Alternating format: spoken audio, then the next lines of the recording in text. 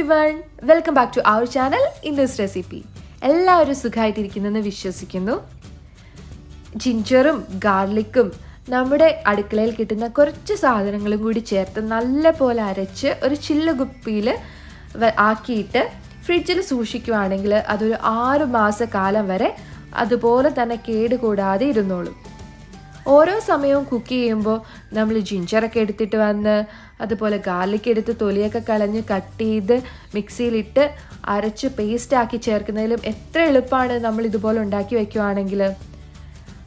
ഇതുണ്ടാക്കാനായിട്ട് ഞാൻ വലിയ 2 കഷ്ണം ഇഞ്ചിയാണ് എടുത്തിട്ടുള്ളത്. ഇഞ്ചിയുടെ തൊലിയൊക്കെ നല്ലപോലെ ചുരണ്ടി കളഞ്ഞിട്ടുണ്ട്. ഒരു സ്പൂൺ വെച്ച് ചുരണ്ടുവാണെങ്കിൽ വളരെ ഈസിയാണ് കേട്ടോ.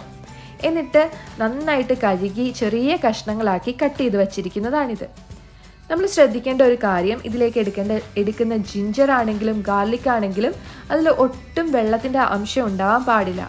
വെള്ളത്തിൻ്റെ അംശം ഉണ്ടെങ്കിൽ പെട്ടെന്ന് തന്നെ ഈ പേസ്റ്റ് ചീത്തയായി പോകാൻ ചാൻസ് ഉണ്ട്. അപ്പോൾ എന്താ ചെയ്യേണ്ടതെന്ന് വെച്ച് കഴിഞ്ഞാൽ ഇത് കട്ട് ചെയ്ത് കഴുകിയതിന് ശേഷം നന്നായിട്ടൊന്ന് ഡ്രെയിൻ ചെയ്യാൻ വേണ്ടി വയ്ക്കുക. ഒരു അരമണിക്കൂർ മാറ്റി വെച്ചാൽ മതി, വെള്ളമൊക്കെ പോയി കിട്ടിക്കോളും. ജിഞ്ചറും ഗാർലിക്കും ഈക്വൽ ആയിട്ടുള്ള അളവിൽ വേണം എടുക്കാനായിട്ട്. ജിഞ്ചർ അതുപോലെ ചെറിയ കഷ്ണങ്ങളാക്കാനും മറക്കരുത് കേട്ടോ. ഇനി നമുക്ക് വേണ്ടത് ഒരു മിക്സിയുടെ ജാറാണ്. ഞാൻ വലിയ ജാറാണ് എടുത്തിട്ടുള്ളത്. അതിലേക്ക് നമുക്ക് ഇതിട്ട് കൊടുക്കാം.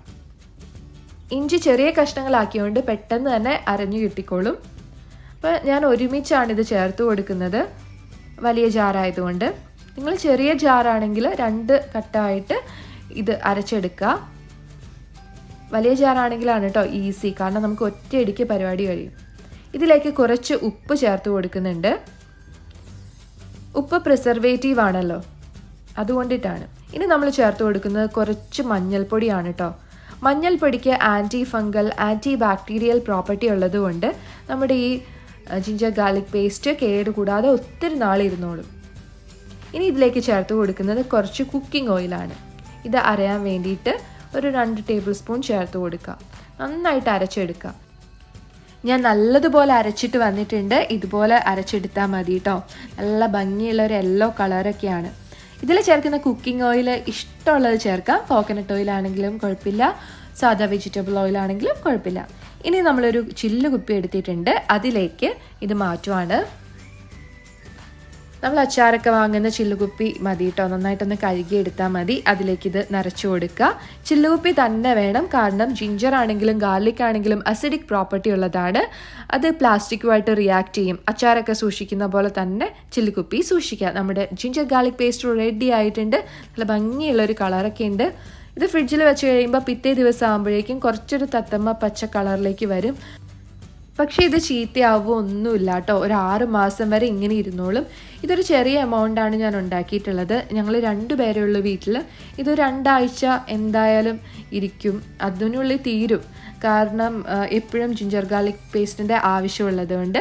അപ്പോൾ നിങ്ങൾ ഒത്തിരി പേരൊക്കെ ഉള്ള വീടാണെങ്കിൽ ഒത്തിരി എമൗണ്ടിൽ ഉണ്ടാക്കി സൂക്ഷിക്കുക, ചീത്തയാവില്ല. 6 മന്തിലേക്ക് ഇരുന്നോളും.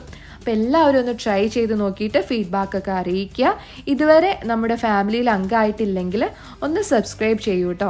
അതുപോലെ അടുത്തുള്ള ബെല്ലൈക്കൺ കൂടി ക്ലിക്ക് ചെയ്ത് അതിൽ ഓൾ എന്നുള്ള ഓപ്ഷൻ തന്നെ തിരഞ്ഞെടുക്കുക.